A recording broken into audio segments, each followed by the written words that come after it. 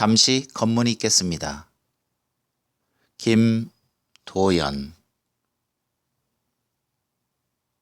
아저씨, 총 좀 빌려줘. 총? 장평집 꼬마가 박순경이 허리에 찬 권총을 부럽다는 시선으로 보고 있었다. 자기를 괴롭히는 시장통의 또래들을 혼내주겠다는 걸 100원짜리 몇 잎을 꼬마의 손에 쥐어주며 타일러 보내는 그의 얼굴로 흙먼지가 몰려왔다. 대합실을 지나 정류장을 애두르는 철망을 빠져나간 먼지는 추수가 끝난 밭고랑으로 뉘엿뉘엿 내려앉는 그늘 속으로 모습을 감췄다.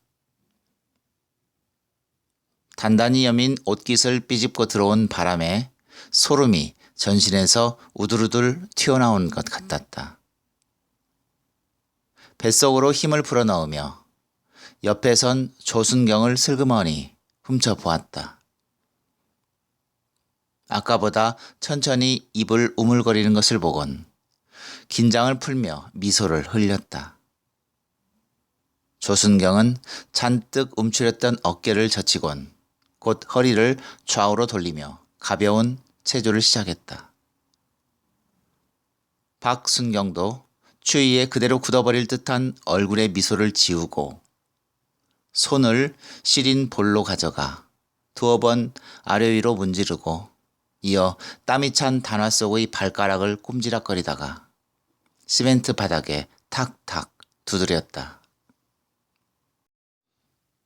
너무 깨끗하여 부서질 위험이 있는 뒷굽의 소리를 살얼음장 모양 불어온 바람이 베어버리곤 진입로 쪽으로 빠르게 이동하고 있었다. 박순경은 움찔움찔 떨리는 몸을 추스린 뒤 손목시계에 호호 입김을 불어 유리를 닦았다. 시간이 가까워지고 있었다. 고개를 들어 산 그림자가 포복하듯 배를 붙이고 있는 고속도로의 진입로를 지그시 노려보며 나직한 목소리로 숫자를 세었다. 19, 8, 7. 재수가 좋을 것 같은 버스였다. 정확히 7이라는 숫자에 버스는 고속도로를 벗어나 오른쪽 등을 깜빡거리며 진입로로 접어들었다. 매번 초읽기를 했지만 가장 마음에 드는 숫자에서 나타난 적은 드물었다. 정류장으로 들어서기 직전에 버스는 두 사람 앞에서 급하게 멈추었다. 덕분에 가라앉았던 먼지가 최루탄이 터진 것처럼 풀썩이며 일어났다. 조순경은 입속에서 우물거리며 씹던 껌을 바퀴 앞에다 뱉으며 투덜거렸다. 차창으로 빠져나온 불빛이 따스했다. 박순경은 검문일지에서 반듯하게 접혀있는 현상 수배자 전단을 펴 대충 훑어보곤 버스 승강대에 올랐다. 짧게 숨을 가다듬고 한 계단 더 올라 통로에 섰다. 밖과는 달리 훈훈한 온기가 몸을 감싸왔다. 잠시 검문이 있겠습니다. 거수 경례를 취했던 손을 내리자 이내 버스 구석구석으로 잔잔한 동요가 번지기 시작했다. 늘 그래왔던 것이었고 또 의당 그래야만 했다. 한 발 한 발 여운을 남기며 걸음을 옮겼다. 긴 여행의 냄새를 풍기며 고개를 늘어뜨린 채 잠을 자던 승객 몇이 짜증난 얼굴로 그를 보았다. 몇은 그대로 졸고 또 몇은 낯선 창밖으로 고개를 돌리고 있었다. 허리에 찬 권총이 석석거렸다. 통로 중간쯤 선반에 올려놓은 가방이 밖으로 삐어져 나와 아무래도 떨어질 것만 같았다. 그것을 흘끗 넘겨보곤 다시 승객들 한 사람 한 사람에게로 따가운 시선을 꽂았다. 누런색에 담갈색이 섞인 옷이 눈에 들어왔다. 뒷좌석으로 이동할수록 속을 울컥거리게 하는 냄새와 그 색깔이 썩 어울린다고 생각했다. 하지만 어울린다는 것과 검문한다는 것과는 별개라는 생각이 들자 그만 씩 웃고 말았다. 이런, 웃다니. 실수를 저지른 것이었다. 그는 재빨리 얼굴에 잡힌 보조개를 지우곤 창밖을 보는 척 얼굴을 돌렸다.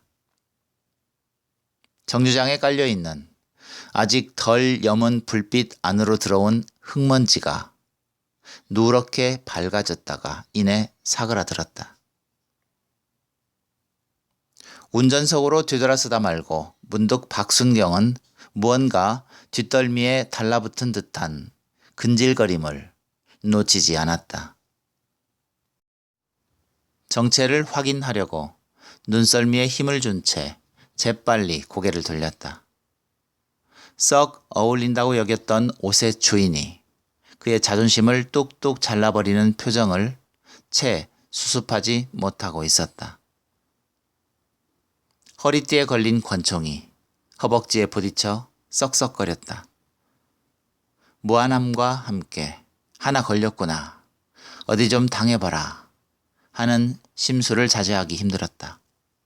아가씨, 죄송하지만 신분증 좀 보여주십시오. 박순경을 바라보는 여자가 그제서야 제법 당황한 얼굴빛으로 옮겨갔다. 보통 여자 혼자나 연인 사이의 승객들은 검문을 하지 않는 것이 습관처럼 되었는데 모처럼 만에 깨어진 것이 조금 아쉬웠다. 어색한 침묵이 버스 안에서 느적거리기 시작했다. 어서 버스를 내리고 싶은 알 수 없는 충동이 박순경을 사로잡았다. 내색하지 않아도 승객 중에 그의 출연을 달갑게 여길 사람이 없음은 분명한 현실이었다. 휴게소가 아닌 검문소에서 멈춘다는 것에 대해 승객들의 반응은 점점 냉담해 갈 뿐이었다. 더욱이 검문의 명분이 급속하게 사라져가는 시국이었다. 허리에 걸린 권총의 무게가 갑자기 자신을 통로에 주저앉게 할지도 모른다는 불안감이 서늘한 바람으로 스쳐갔다. 여기 있어요. 여자가 건네준 신분증을 들고 그는 차창 너머로 시선을 옮겼다. 어스름이 내린 정류장과 장거리로 흙먼지가 지나가고 벌써 취한 듯한 방위병들이 당구장으로 들어가는 게 보였다. 뒤편은 한옥이고 앞만 양옥으로 뜯어고친 정다방에서 차배달을 나온 낯선 얼굴의 레즈가 젠걸음으로 방위병들이 들어간 당구장으로 모습을 감췄다. 학생이신가요? 아니요. 의외로 지쳐 보이는 얼굴인 여자의 옷차림은 화려하진 않았지만 주의와 조화를 잘 이루었다. 하지만 박순경은 또 웃진 않았다. 저편에 귀퉁이만 보이는 지서가 눈에 들어왔기 때문이라고 여겼다. 검문일지에 이름과 생년월일을 적으면서 다시 차창 밖을 슬그머니 보았다. 먼 산의 능선에 겨우 걸린 하늘은 대부분 어둠이 갉아먹은 뒤였다. 그 아래로 뭉툭뭉툭 삐져나온 거무튀튀한 산봉우리에서 딸꾹질하듯 쏟아놓은 바람이 정류장을 휩쓸고 가는 것이리라. 그는 주민등록에 붙은 사진의 앳되고 건강한 얼굴과 차창 곁에 앉은 겹겹이 배어있는 피로를 억지로 감추고 있는 여자의 헬쑥한 얼굴을 확인했다. 어디까지 가십니까? 여기 장평요. 장평엔 무슨 일로? 아저씨, 꼭 그렇게 꼬치꼬치 조사를 해야 해요? 그는 더 서 있을 수가 없었다. 심술기를 거두기로 마음먹었다. 죄송합니다. 요즘 비상이 걸려서. 다 됐습니다. 단화 소리가 10번을 못 채우고 다시 멈췄다. 다분히 사무적으로 경례를 마쳤다. 버스 안에 고여있던 액정의 공기를 없애기라도 하듯 시동소리가 울리고 그는 버스를 내렸다. 늦가을과 초겨울의 실오라기 같은 경계선에서 줄타기를 하는 매운 바람이 대합실의 유리창에 붙여놓은 손바닥만한 광고지를 찢고 있었다. 해변 카페에서 여직원을 구한다는 빛바랜 글씨가 요동을 쳤다. 해변 카페, 초보 환영, 숙식 제공, 월 100만 원. 사시사철 사라지지 않고 붙어있는 광고지였다.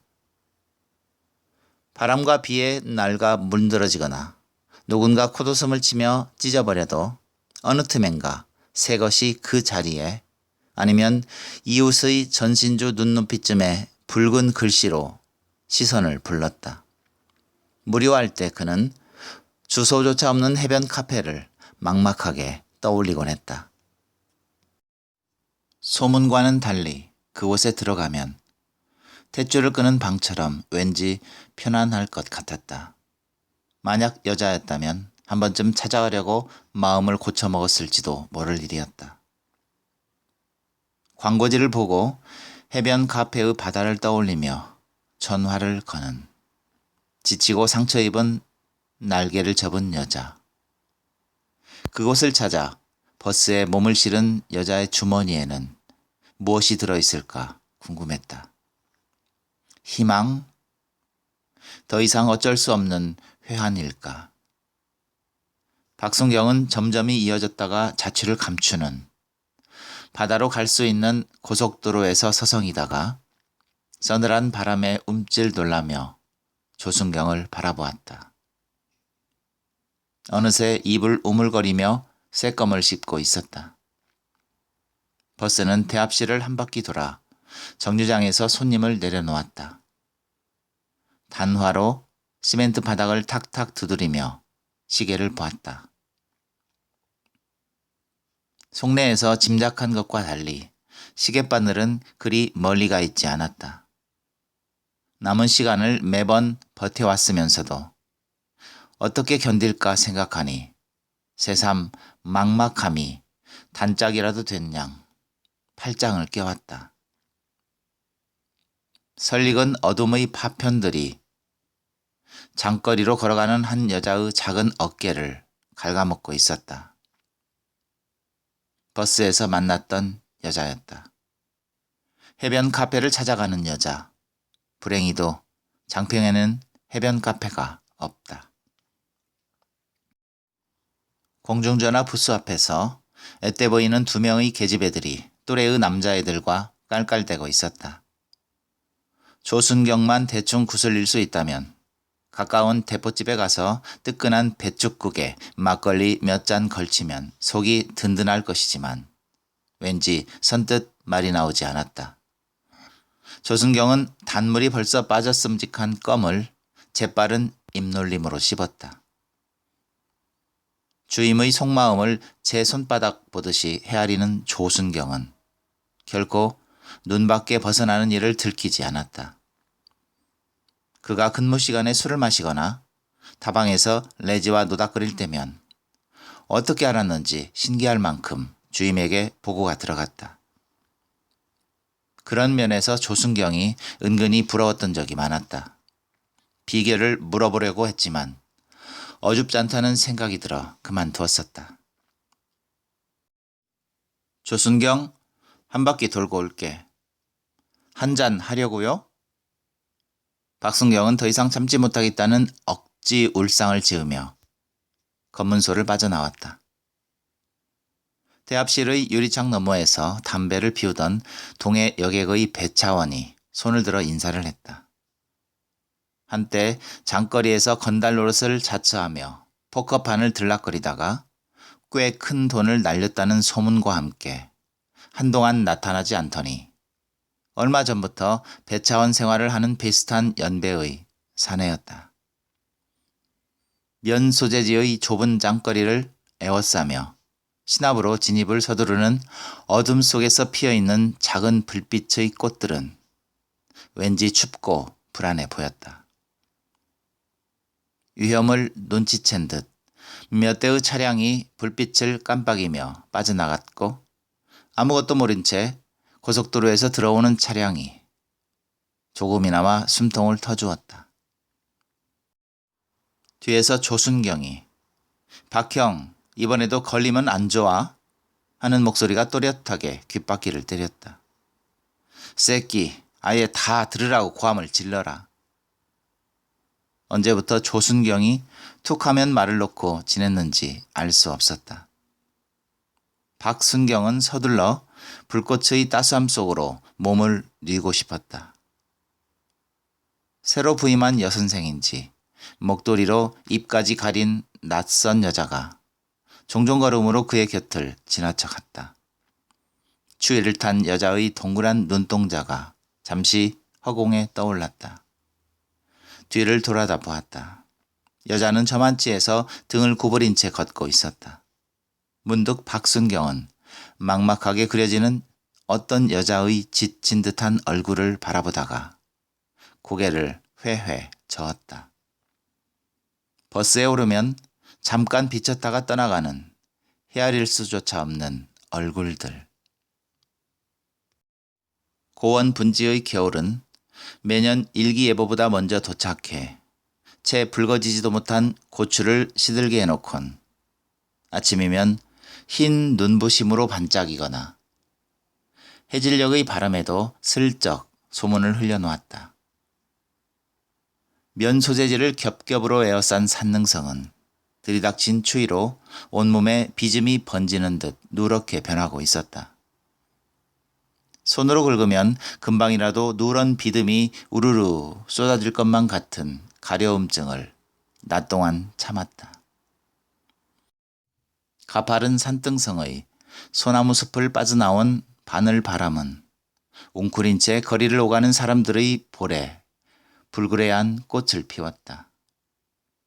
다방내지가 좁은 치마폭 속에서 걸음을 놀리고 시내버스 시간을 맞추려 가방을 맨 학생들이 튀어나온 분식집의 주인은 채 닫지 못한 출입문을 재빨리 닫곤 회오리에 편승해 흙먼지가 아스팔트를 휘젓고 다니는 거리를 유리창 너머로 바라보았다.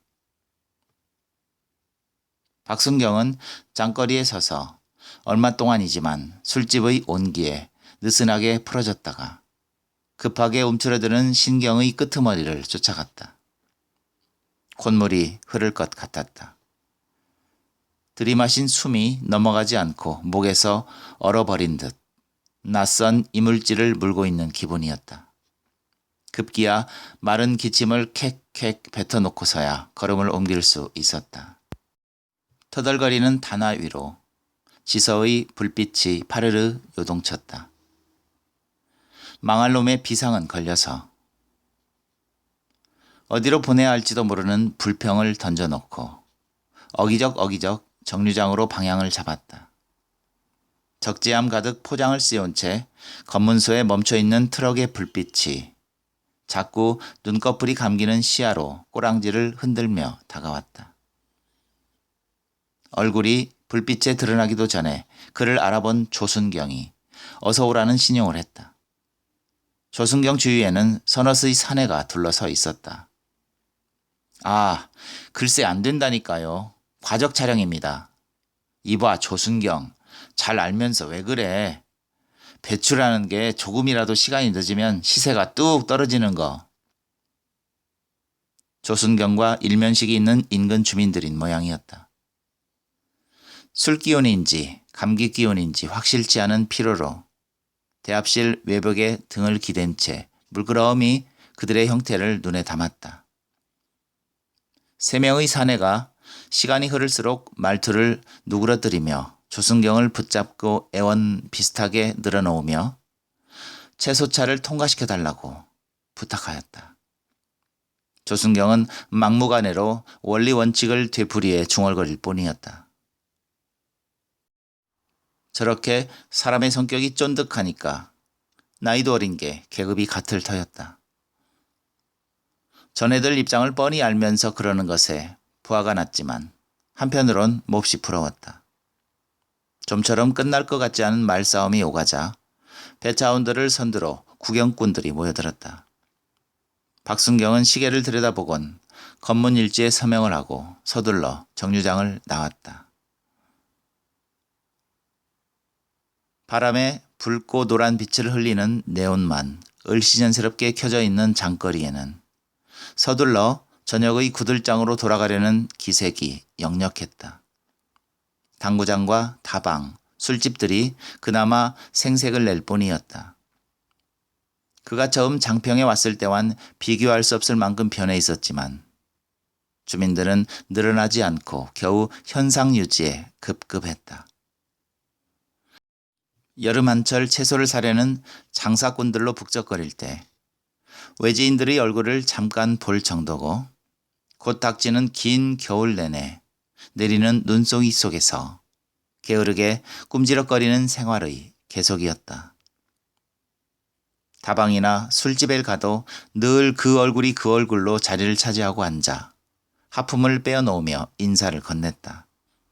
그런 한량들의 심심증을 달래주는 일은 새로운 다방 레지와 여간방을 차고 앉아 며칠 밤을 지새는 도박이 고작이었다.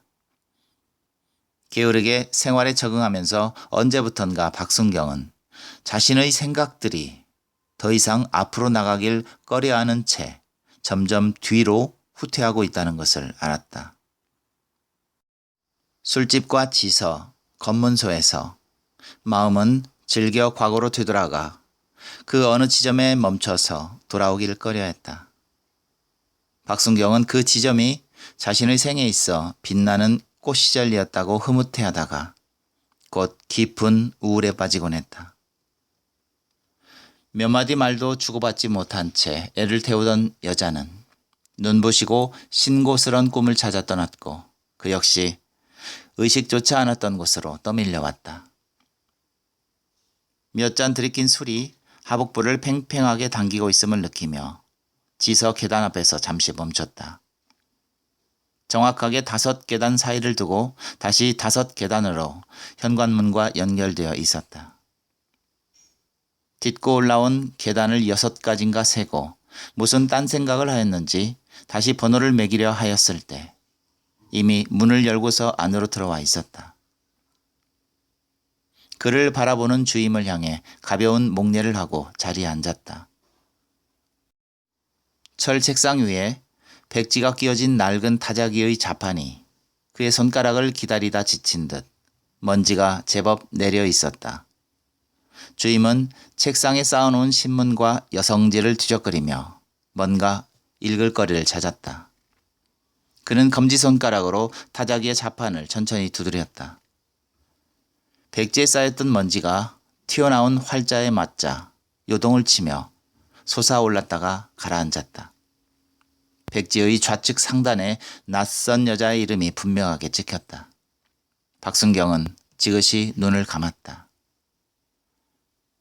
따스한 실내 온도까지 가세해 눈꺼풀을 짓누르는 것을 참느라 가끔씩 그에게로 넘어오는 주임의 애매한 시선이 무엇을 요구하는지 몰랐다. 개쩍게 의자에 밀착시킨 엉덩이와 등이 근질거리기 시작했다. 아주 작은 동작으로 엉덩이를 좌우로 2번 움직이고 이어 허리를 등받이에 세게 압착시켰다가 상체를 꼿꼿하게 세웠다. 조금 시원해지자 다시 주임의 따가운 시선이 한쪽 볼에 달라붙었다. 사티 심하게 팽만해왔다. 문득 조순경은 이런 경우에 어떻게 했을까? 라는 궁금증이 삐죽 고개를 들었다. 숙였던 고개를 슬그머니 들어 주임을 훔쳐보았다. 주임은 회전 의자 깊숙이 몸을 파묻은 채 현관문 위에 걸린 둥근 벽시계의 초바늘을 따라 눈동자를 움직였다. 백지 위에 오도콘이 앉아있는 이름 석자를 보았다. 다른 활자 때문에 자세히 보면 군데군데 이가 빠진 곳이 드러난 지치고 피곤한 사람의 얼굴과 닮았다. 누구의 이름이었더라? 박순경은 쓴웃음을 삼켰다. 장평에 오고 나선 그나마 간간히 듣던 소식도 끊겨버렸다. 서울 근처의 어느 공단에서 투쟁하고 있다는 소식이 마지막이었다. 시대가 바뀌었다고 떠들어댄 지가 오래니 계속 공단에 남아있는지 어떤지를 놓고 궁금증이 충동을 일으켰지만 그 여자라면 아직도 눈부시고 신고스러운 꿈을 포기하지 않고 있을 것만 같았다. 박순경이 아는 여자의 고집스러움 때문이었다. 생각이 여기까지 다다르자 다시 여자와 멀어지는 거리가 보였다. 눈꺼풀이 까무룩 내려앉았다. 술 생각이 간절했다. 술이 아니더라도 장거리를 휘 돌아보고 싶었다. 사티 점점 팽만해 왔다. 젠장, 웬놈의 비상은 걸려가지고 이 야단이람. 오락기의 두더지처럼 불평이 튀어나왔다. 더 이상 참지 못하고 화장실에 가려고 마음먹었을 때 가죽 미니스커트를 입은 여자가 진홍색 루즈를 짙게 칠한 입술을 늘어뜨리며 지서로 들어왔다. 보궁다방의 장량은 보온병과 찻잔을 싼 보자기의 매듭을 쥐고 있었다. 그녀의 허벅지를 훔쳐보자 사타구니로 한꺼번에 요의가 몰려들었다. 시계를 보는 주임의 표정은 변함이 없었다. 단지 회전 의자에 파묻힌 상체를 조금 일으켰을 뿐이었다. 장량은 약간 일그러진 얼굴의 박순경에게 가벼운 눈웃음을 보내고 곧 또각이는 구둣소리를 내며 주임에게로 향했다. 그녀가 지나가며 일으킨 뒷바람에 코를 벌름거리게 하는 냄새가 배어 있었다. 언젠가 술에 취해 여간방에서 그녀와 살을 섞은 일이 떠올랐다. 팽만에 오는 사틀 의식하며 자리에서 일어났다. 주임님, 근무 나가겠습니다. 벌써 그렇게 되었나?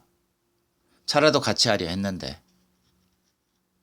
주임은 아쉽다는 표정으로 문을 여는 그에게 느물거리는 말을 건넸다. 화장실에서 나오자 한결 가벼워진 걸음을 검문소로 옮겼다.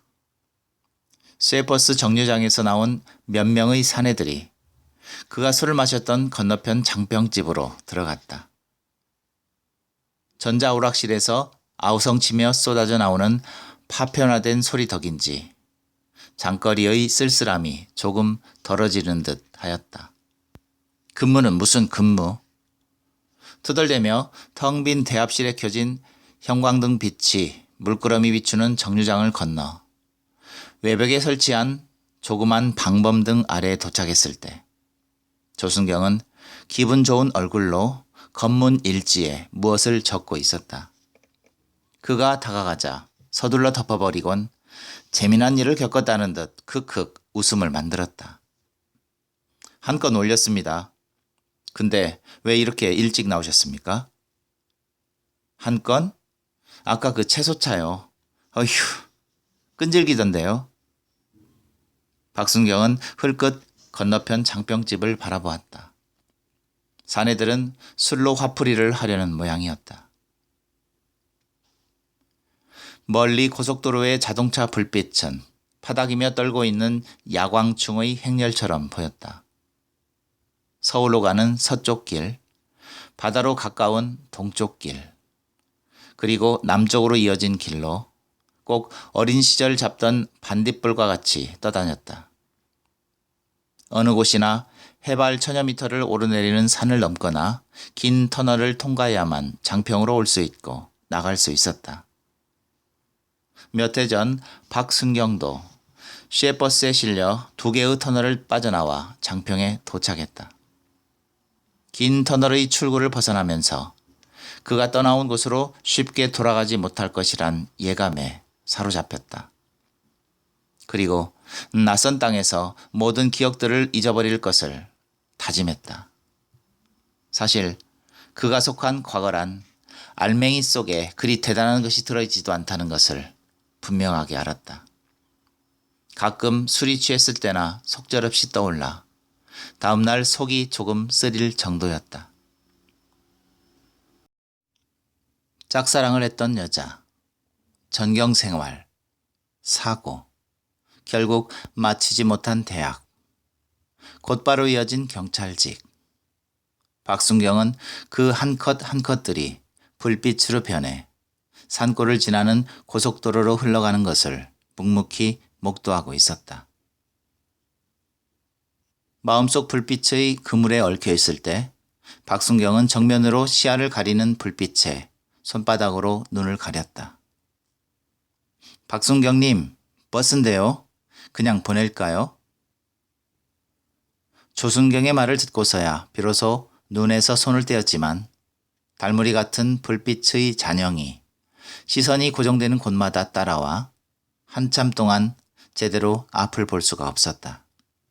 서둘러 버스에 올랐다. 1번에서 45번 좌석까지 한 걸음 한 걸음 발을 옮길 때마다 어깨를 누르는 피로와 안팎의 온도 차이 탓인지 속이 메스꺼웠다. 문득 주임이 입에 달고 다니는 허드렛 말이 떠올랐다.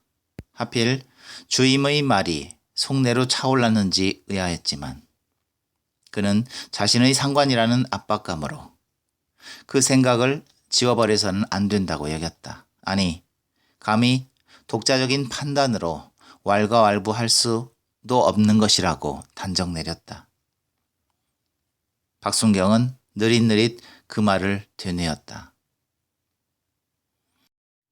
비록 전보다 주가가 내려앉았고 검문이니 어쩌니 하는 시대가 같다고 떠들어대지만 여전히 여긴 좋은 곳일세.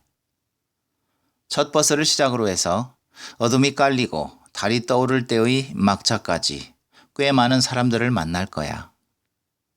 자넨 그들을 통해서 바깥 세상의 색다른 징후들을 눈치챌 것이야.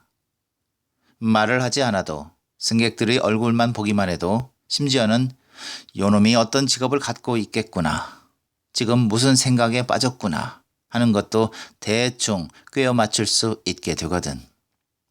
가끔씩 학생 녀석들은 노골적으로 검문을 거부하려고 별 수작을 다 벌이지. 하지만 그럴 때마다 악착같이 달라붙으라고. 물론 정당한 절차로. 그래야만 지난 시절 우리 동료들이 당한 고통에 조금의 보상이 되는 거야. 버스에서 내렸다. 조순경은 껌을 씹고 있었다. 얼마 지나지 않아 버스는 그들을 뒤로하고 고속도로로 접어들었다. 바람은 조금 누그러들었지만 대신 쌀쌀한 밤 공기가 맨살이 드러난 곳마다 아리게 얼리기 시작했다.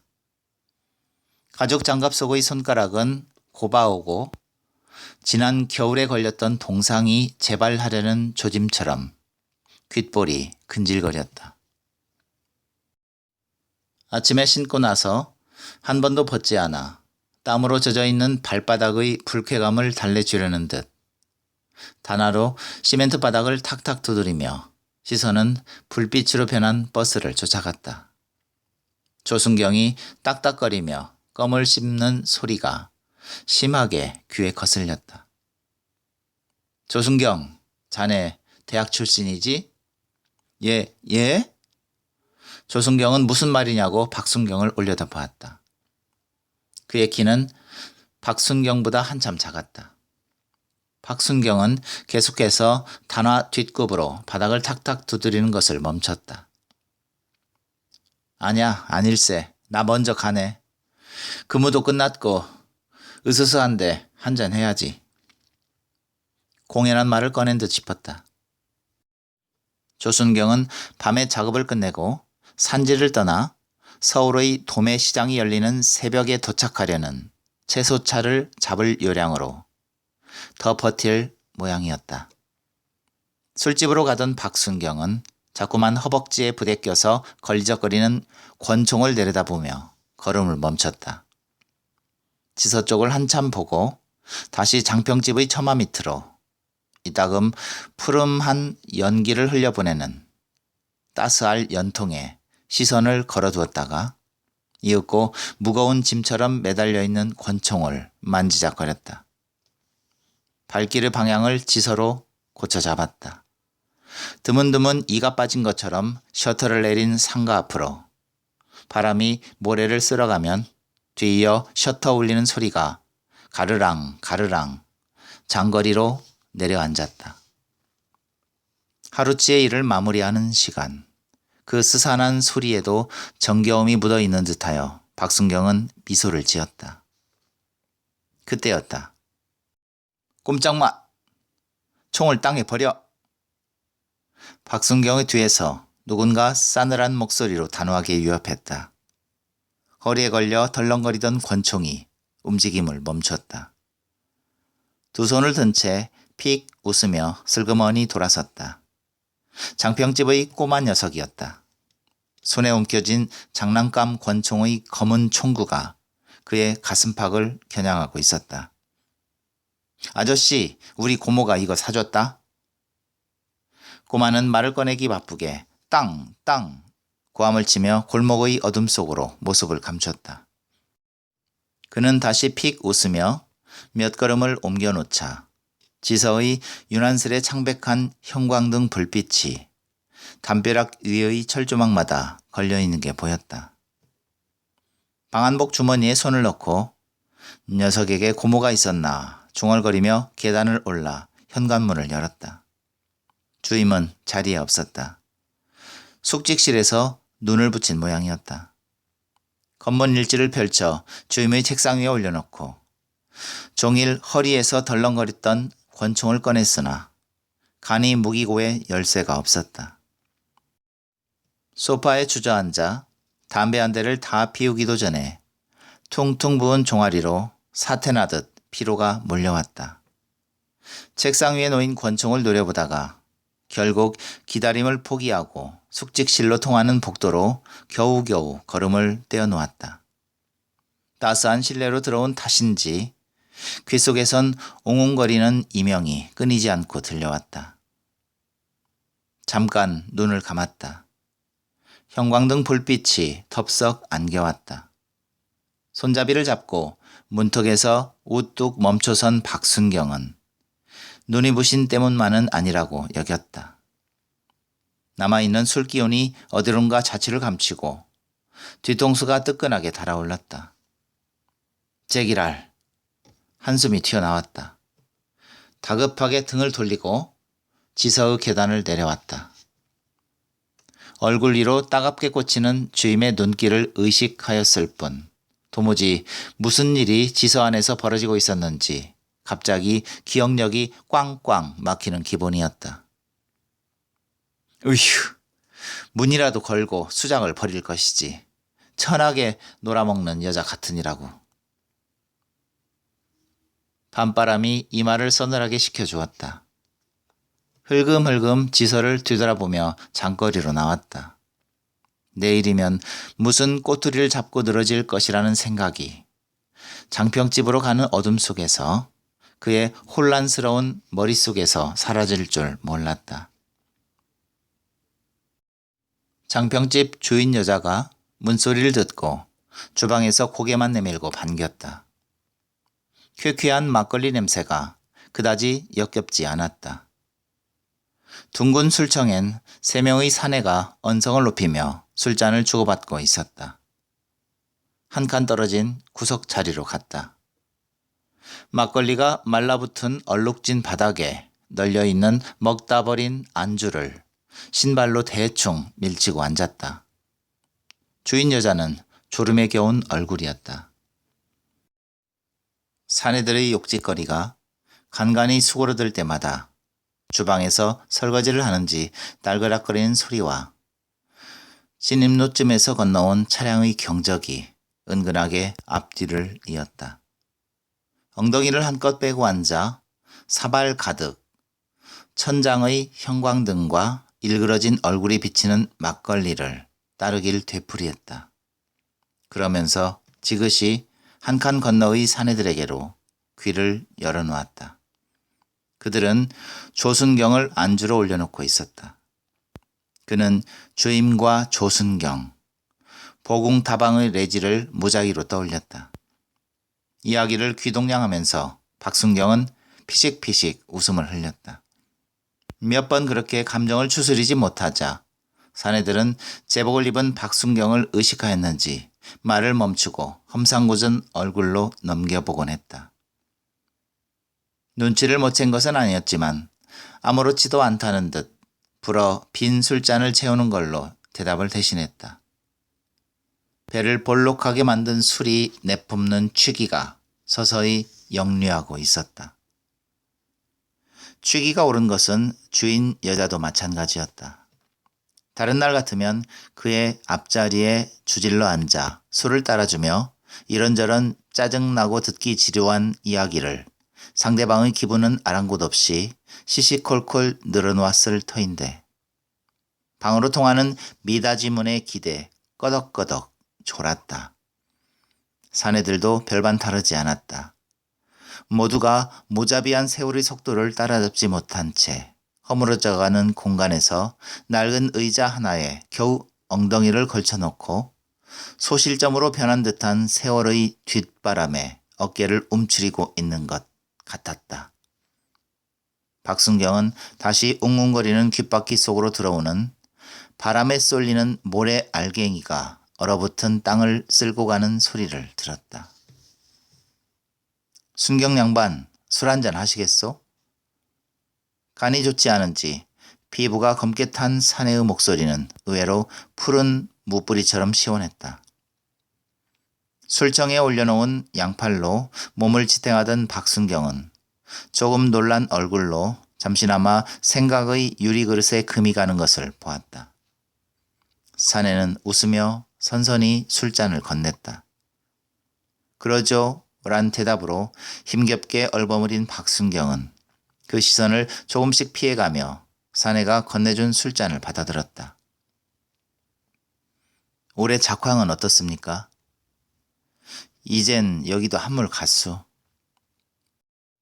사내는 세월의 신선함을 겪고 난 뒤 옹골차게 자신을 끌어안은 옹이처럼 단단한 눈길로 셀로판지를 붙여놓은 유리창을 바라보며 대답했다. 박순경은 그때껏 마치 농약 중독에 걸린 것처럼 왜소하고 독한 살충제를 뒤집어 쓴 나방이 분말을 날리며 허덕이는 것 같다는 틀에 박힌 연상을 아주 자연스럽게 떠올렸던 단정에 부끄러움을 감출 수 없었다. 당황한 속내를 가만가만 술잔에 쏟아붓고 있을 때 사내는 다시 혼잣말 비슷하게 중얼거렸다. 서울 양반들이 입이 고급스러워져 농약으로 재배한 채소는 못 먹겠다고 야단이지. 그나마 건질만 하면 중간에서 별것들이 다 뜯어먹으려고 설쳐대지. 약속이나 한 듯 사내들은 동시에 술잔을 비우고 손가락과 젓가락으로 돼지 내장을 김치 조각으로 둘둘 말아 씹었다. 그는 침을 삼켰다. 찌꺼기만 남은 막걸리병은 작은 움직임에도 흔들거렸다. 벽을 짚으며 일어난 박순경은 불편했던 자세와 단화 탓에 쥐가 내린 한쪽 종아리로 인해 외발로 서 있다가 곧 익숙하게 주방을 찾아갔다. 허리까지 늘어뜨려진 발을 들어 올리다 말고 취기를 담은 의아한 목소리를 주방에 던졌다. 이 집에 아가씨를 구했구만. 그 말에 주방의 여자는 설거지를 하다 말고 고개를 휙 돌렸다. 비어져 나온 입으로 막 튀어나오려는 말을 하려다 말고 표정이 굳어졌다. 박순경도 말을 마치고 그녀 얼굴을 확인하자 여자만큼은 아니지만 꽤 놀란 기색을 보였다. 그러나 턱없이 당황해하는 여자의 행동이 우습다고 여기며 농담을 건넸다. 구면인 것 같은데 술 좀 주시오. 오라, 아까 꼬마 녀석이 총자랑을 하더니 고모가 되시는가 보군요. 당황한 기색을 버리지 못하는 여자의 얼굴을 보며 건네받은 막걸리를 한 손에 한 병씩 들고 자리로 돌아왔다. 빈 술잔을 들어 술을 건넨 사내에게 내밀었다. 제 술 받으시죠. 정하니 사내는 숙이고 있던 고개를 천천히 그에게로 돌렸다. 잠깐 동안 박순경을 바라보다가 이윽고 굳은 표정을 풀며 굵은 마디가 그동안의 이력을 짐작케 하는 손으로 술잔을 받았다. 술을 따르는 손이 취기 탓인지 가볍게 떨렸다. 손을 주머니에 찔러 넣으며 짐짓 벌써 겨울이 오려나 봅니다 라고 중얼거렸지만 사내들은 대꾸하지 않았다. 그들은 셀로판지가 찢어진 유리창 너머로 어둠의 무게를 견디는 장거리의 고만고만한 불빛들 속에 있었다. 면 소재지의 밤거리는 젊은 패들이 드나드는 업소를 제외하곤 하루를 일찍 마감하는 게 보통이었다.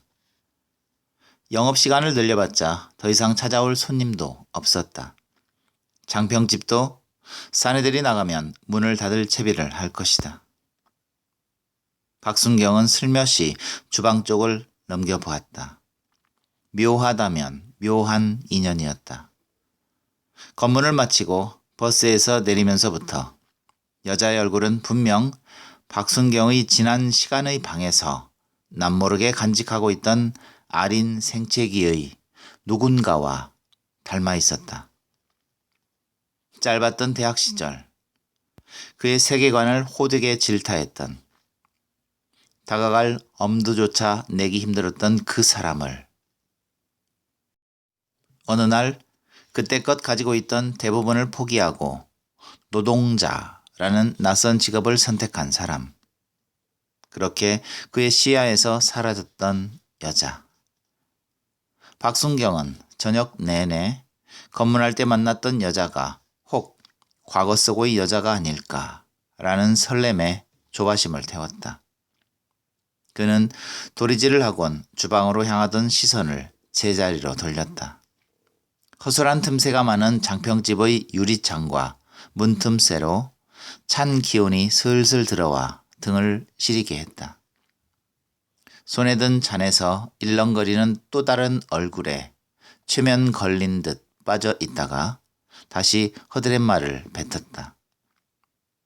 장평 막걸린 꽤 알아주는 맛이죠? 잔을 비우자 사내가 술을 따라주었다. 그것을 받느라 몸을 일으켜 한 자리 건너 사내들에게로 허리를 숙였다. 원형 탁자를 사이에 두고 서너 번 그렇게 불편한 잔이 오갔다. 누가 먼저 합석을 하자고 제의하는 사람도 없었다. 수가 많은 사내들이 그에게 청하지도 않았고, 그렇다고 박순경이 입담을 세워 제가 그쪽으로 가겠습니다 하고 일어나지도 못했다. 그러면서도 불편한 술잔은 오갔다.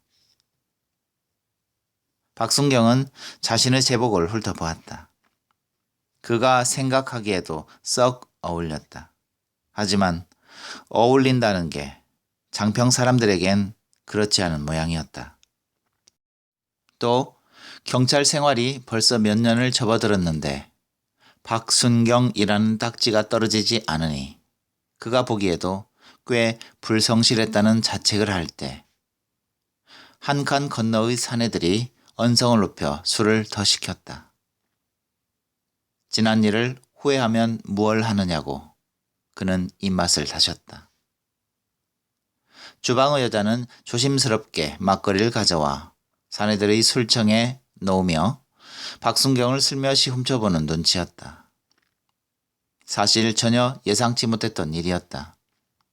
초저녁 검문 시 옷차림새가 마음에 들었다는 생각을 할 적에 여자는 의도적으로 그를 비웃었고, 그래서 깎인 자존심을 만회하고자 검문했을 뿐인데 단골집에서 다시 만날 줄은 짐작도 못했었다.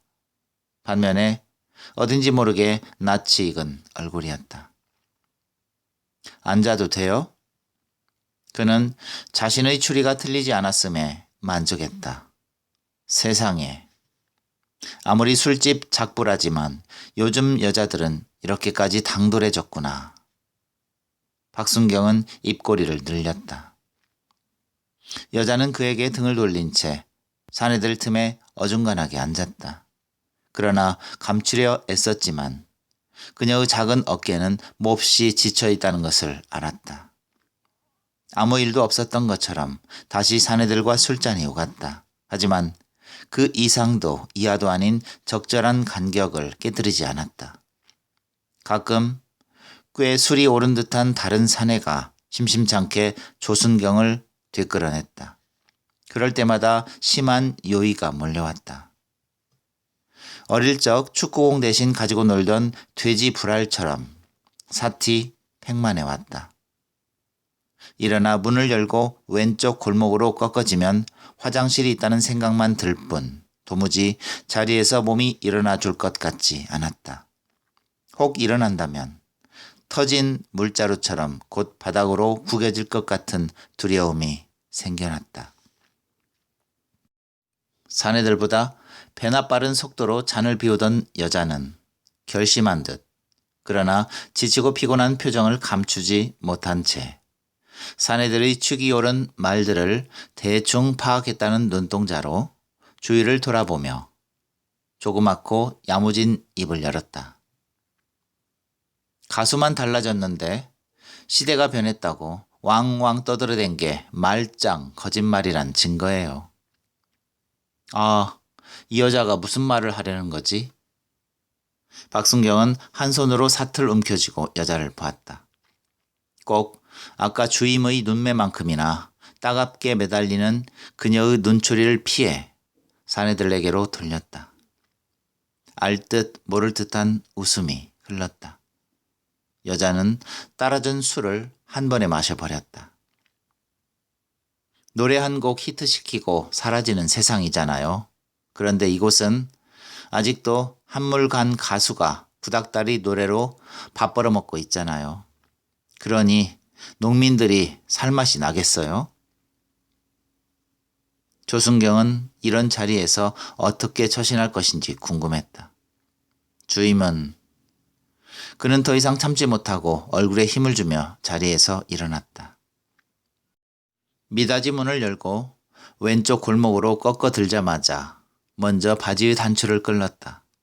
화장실은 골목 끝에 있었다. 골목 끝이라야 서너 걸음이면 닿을 수 있는 거리였다. 붉은 빛이 새어나오는 문 앞에 멈췄다. 잠시 검문이 있겠수다. 버릇처럼 장난 섞인 목소리를 뱉고 주머니를 뒤졌다. 시원한 배설의 감촉이 온몸에 특히 하복부에 전해졌다. 버릇이 된 주머니에서 끄집어낸 수배자 전단을 펼쳤다. 그가 처음 이곳에 왔을 때 주임은 장난스럽게 현상 수배자 전단을 건네주며 당부를 잊지 않았다. 이곳으로 온 게 다른 어느 곳보다 좋은 것을 알아야 하고 또 젊은 사내를 위한 것, 마음만 먹으면 어렵지 않게 여자와 목돈도 만질 수 있다고 서슴지 않고 일러주었다. 주임은 박순경의 과거사를 속속들이 알고 있는 눈치였다. 여기저기를 전전하다 결국 장평이란 시골까지 왔다는 것을. 그는 쓴웃음을 지으며 펼쳐들었던 수배자 전단을 반으로 접어 호주머니에 넣다 말고 왠지 꺼림칙한 느낌을 받았다. 술 기운이 아니었다. 여자, 그 여자였다. 종이를 펼친 손가락이 수전증을 앓는 것처럼 떨렸다. 주임의 말처럼 아, 진짜 나는 행운아 인 것 같았다. 시국사범이 득식을 거렸던 지난날에도 잡아보지 못한 수배자를 잡을 수 있게 되었으니 급히 술집으로 돌아갔다. 변한 게 없었다. 사내들은 술자리를 파하려는 듯 남은 술로 빈잔을 채웠다. 제자리로 돌아가자 그들은 술값을 술청에 넣으며 일어났다. 술을 권했던 사내가 다가와 조순경에게 얘기 좀 잘해달라고 부탁하며 술집을 빠져나갔다. 그들이 나가자 어색한 고요가 한동안 미적거렸다. 여자는 취했는지 앉은 채 졸며 가끔 한쪽으로 쏠리는 몸을 지탱하려 훔찔 놀랐다. 속으로 그는 웃고 있었다. 상대방의 약점을 알고 있는 사람의 느긋함이란 바로 이런 거구나 하고 감격했다. 그제서야 조순경이 기세등등하게 나이도 어린 것이 한 건 했어요. 자랑하는 속내를 알 것 같았다. 아침이면 주임에게 간밤의 실수를 모두 무마시킬 수가 있을지도 모른다는 기대에 가슴이 설레었다. 여기 있던 사람들 모두 어디로 가버렸죠? 함께 가서 조순경인가 누군가에게 따져야 되는데 여자는 그의 속셈을 전혀 모르는 채 주위를 두리번거렸다. 속내에 가득 찬 여유를 애써 감추며 사내들은 집으로 돌아갔다고 전해주었다. 그럼 안 되잖아요. 한 해 농사를 엉뚱한 곳에서 망쳐버리면 무슨 희망으로 살아요? 아저씨는 왜 보고만 있는 거죠? 박순경은 짜증스럽게 대꾸했다. 아가씨는 이 촌동네까지 와서 또 그 지경까지. 황급히 말을 멈췄다. 잔을 비우며 여자를 살폈다. 그녀는 이미 취했고 몸을 누르는 피곤을 견디지 못하고 있었다. 눈치를 못 챈 것을 확인한 박순경은 술 기운의 힘을 빌려 새롭게 비어져 나오는 호기심을 어떻게 풀어낼까 궁리했다. 아가씨 말대로 적어도 그 사람들은 무대에 올라 노래 한 곡 부르고 사라지는 사람들은 아니니깐 너무 걱정하지 말아요. 여자의 눈은 장벽짐을 떠나 다른 곳을 헤매고 있었다. 박순경은 그녀의 얼굴에서 장평에 오기까지 지난했을 길을 더듬어 보았다. 시국 사범이라니. 자신이 걷는 길이 끊어진 길인지도 모르고 걸었을 게 분명했다. 경찰들마저 요즘엔 골동품이라고 짓거리는 시국 사범이 겨울잠을 준비하는 시골로 찾아왔다는 것이 신기할 정도였다. 더욱이 나 잡아가시오 시위하듯 대중교통을 이용한 것이며 엄연히 경찰 제복을 입고 있는 앞에서 술에 취해 짓거리는 말까지 여자를 쉽게 납득할 수 없었다. 화장실에서 술에 취해 잘못 본 것만 같아 다시 확인하고 싶은 마음이 들 정도로 손이 근지러웠다. 박순경은 초점이 흐릿한 그녀 눈동자 속의 작은 동자상처럼 갇혀있는 자신을 물끄러미 보았다. 앞에 앉은 여자는 결코 기억 속의 여자가 아니었지만 두 얼굴은 미련이 남은 듯 떨어지지 않았다. 하지만 난 그 가수를 믿었거든요. 허공에서 들려오듯 낯설고 지친 목소리가 나직하게 울렸다. 박순경은 술잔을 반쯤 비웠다. 술집 작부가 되어 아직도 그 가수를 잊지 못해 이렇게 찾아 떠돌고 있어요. 하지만 이제 겨우 여기까지밖에 못 왔는데 벌써 지쳐버렸어요. 당신은 술집 작부가 아니라고 박순경은 식어버린 순대와 속냄말을 함께 우물거렸다. 요즘은 수배가 내리면 도망다니지 않고 아예 경찰서로 걸어간다고 한다더니 그 소문이 사실인지도 모른다는 생각을 했다. 제 얘기 재미없어요? 그럼 재밌는 얘기를 할게요. 먼저 산전수전 다 겪은 술집 작부의 경력으로 아저씨 관상을 봐드릴게요. 괜찮아요? 그럽시다. 잠깐이나마 박순경의 얼굴을 훑어보는 여자의 눈동자가 생기 있게 반짝였다가 이내 풀어졌다. 아저씨는 경찰하고는 인연이 없어 보여요. 눈에 속마음이 그대로 나타나 버려요. 그러니 상대방을 어떻게 제압하겠어요? 몇십 년 뒤에나 경찰하고 어울릴까? 그러고 보니 저랑 어떤 면에선 닮았네요. 저도 사실 겉으론 독한 척하지만 알고 보면 세상 물정 모르는 바보니까요. 그러니까 내가 바보란 말이군요. 얘기가 그렇게 돌아간 거예요? 둘 다 바보가 됐네요. 두 사람은 술에 취해 처음으로 함께 키득거리며 웃어댔다. 여자는 눈물까지 흘려가며 낮게 낮게 삼키는 웃음을 그치지 않았다. 주인 여자의 코 고는 소리가 간간히 창호지 너머에서 들려오고 가끔 장거리를 지나가는 차량의 불빛이 유리창을 물들였다. 박순경은 웃으면서 생긴 딸꾹질을 겨우 진정시키곤 여자에게 물었다. 그 가수는 지금 어디 있는데요? 소문에 의하면 해변 카페에서 새로운 노래를 부른다나요? 왜 요즘 한창 잘 나가는 노래 있잖아요. 여자는 쿡쿡거리는 웃음을 그치지 못하고 술청을 두드리며 노래를 따라 불렀다. 해변 카페에 있는 가수가 아가씨한테 잘못이라도 했어요? 순간 엉망으로 노래를 부르던 여자는 입을 다물고 표정을 고쳐 빈틈없이 어둠이 들이찬 유리창을 우두커니 바라보았다. 양보를 타고 내려온 눈물이 입술의 꼬리를 적셨다. 여자는 고개를 저었다. 그 가수는 내게 새로운 세상을 가르쳐 줬어요. 지금은 세상이 변했다고 떠났지만, 아니, 꼭 그분 혼자만 떠난 것은 아니에요. 다른 사람은 거진 다 만나봤어요. 술집 작부인 제가 창피했던지 만나길 회피한 사람도 덜어 있었지만 들을 얘기는 대충 들었고 모두 배운 게 많은 사람들이라 잘 살고 있었어요. 그럼 됐죠 뭐. 자, 술이나 마셔요. 순탄하게 진행될 줄 알았던 순서도가 혼란스럽게 변해가고 있었다. 여자처럼 기억 속의 그녀도 술집 작부로 변해 해변 카페를 찾아가고 있는 곡두가 사라지지 않았다. 헝클어져 수습이 어려워진 마음을 진정시키려 거푸 술잔을 비웠다.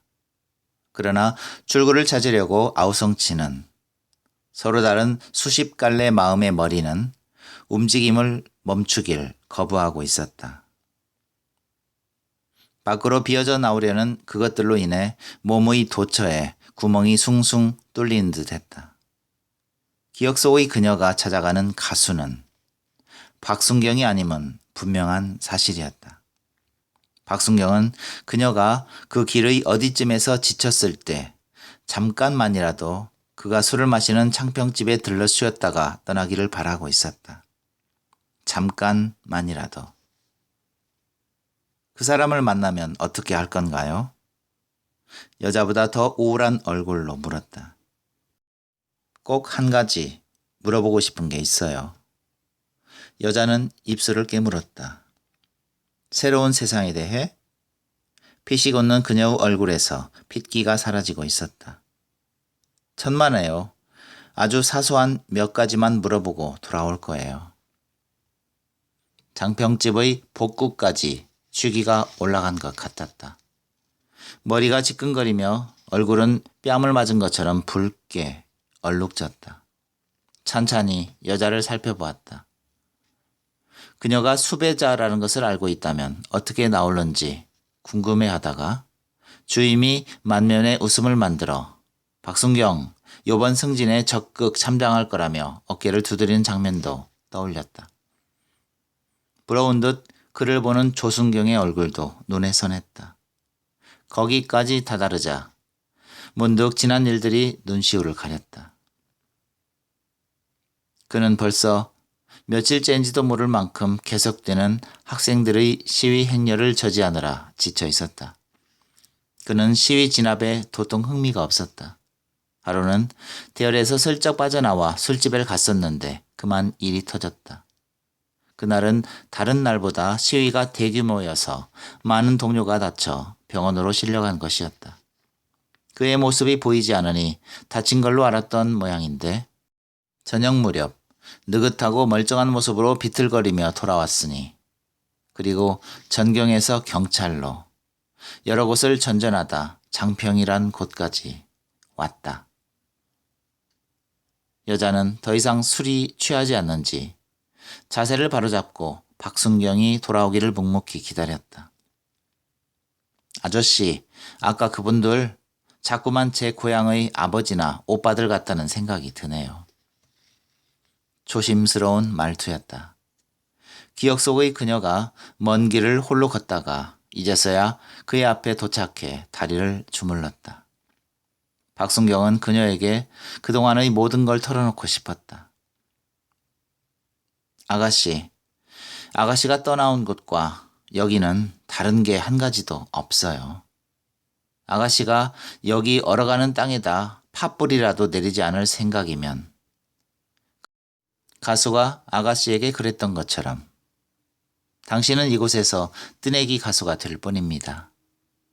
물론 이것도 나 자신을 질타하는 얘기지요.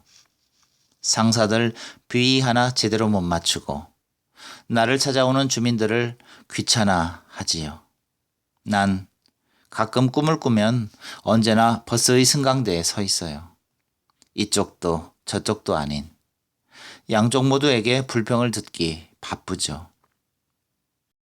땅을 도망쳐 허공에 떠 있는 바람든 무불이라고 할까요? 솔직히 어떤 면에선 그렇게 사는 조순경이 부러울 때가 많아요. 박순경은 속내를 모두 드러낸 듯한 부끄러움에 얼굴이 화끈거렸다. 여자는 그 사이 혼자서 한 병을 피웠다. 사람들은 모두 장거리를 떠나는데 우리 두 사람만 바보처럼 떠나지 못하고 있는 것 같네요. 아닙니다. 난 아가씨에 대해서 아는 게 별로 없어요. 단지 눈부시고 신고스러운 꿈을 쫓아 떠난 제 기억 속의 한 여자와 너무 닮았다는 것뿐입니다. 해변 카페까지 가는 길은 아직도 멀었어요.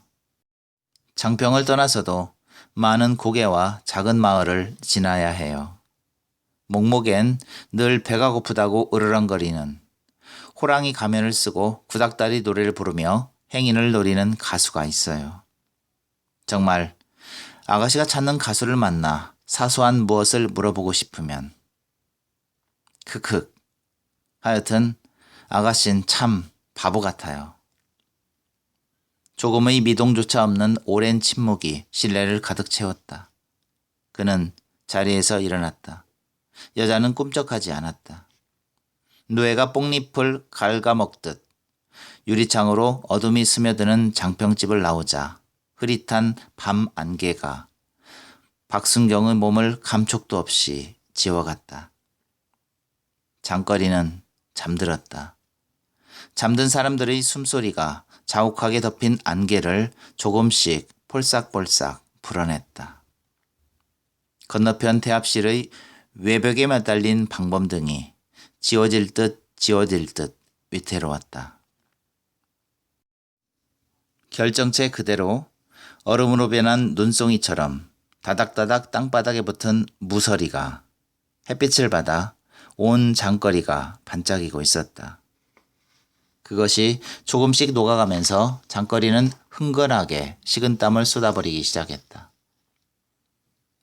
박순경이 잠을 깬 것은 해가 앞산을 거의 넘어섰을 때였다. 머리가 부스러질 듯한 압박감이 엄습했다. 목구멍이 근질거렸다.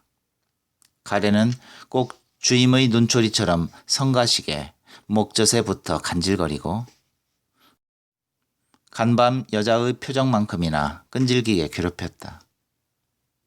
서리가 거지반 녹았을 무렵 장거리를 어깃어깃 지나 지서로 들어갔다. 유리에 반사된 아침 햇볕이 따스한 감촉으로 품에 안겼다. 주임과 조순경은 먼저 자리하고 있었다. 그가 들어서자 주임은 헛기침을 하곤 아침 조례를 시작했다.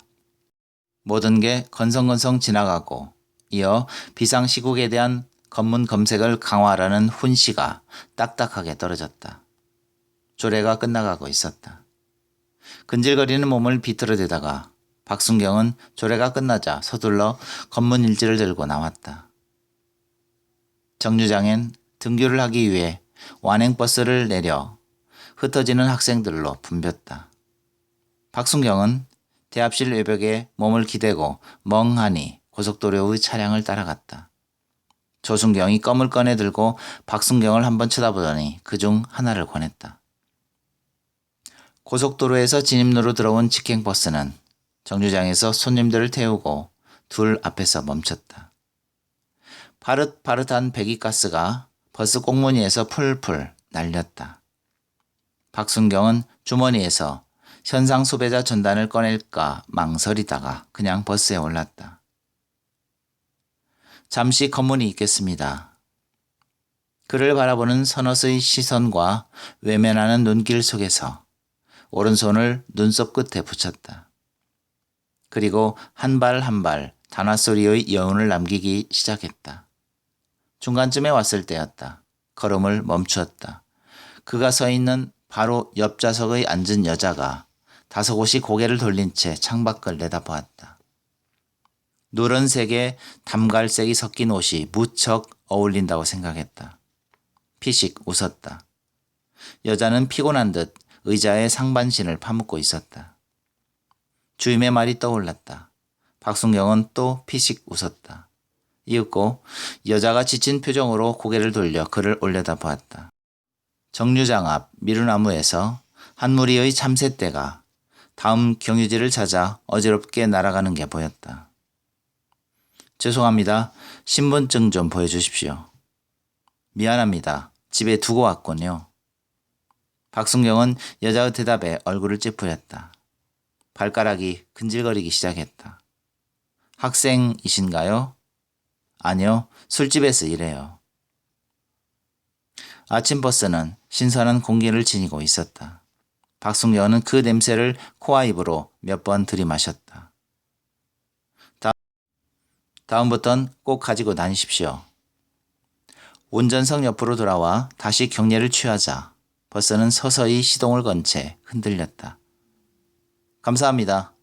목적지까지 안녕히 가십시오. 버스에서 내리자 조순경은 입을 우물거리며 껌을 씹었다. 반쯤 박순경을 지나치는 버스 유리창으로 먼 기억 속에서 돌아와 해변 카페를 찾아가는 여자의 창백한 얼굴이 그려졌다. 단화로 시멘트 바닥을 탁탁 두드리곤 버스의 꽁무니를 쫓는 박순경의 눈길 너머로 차분한 하늘이 펼쳐져 있었다. 다시 시멘트 바닥을 탁탁 두드리자 조순경은 소리가 들려오는 곳으로 물끄러미 시선을 옮겼다.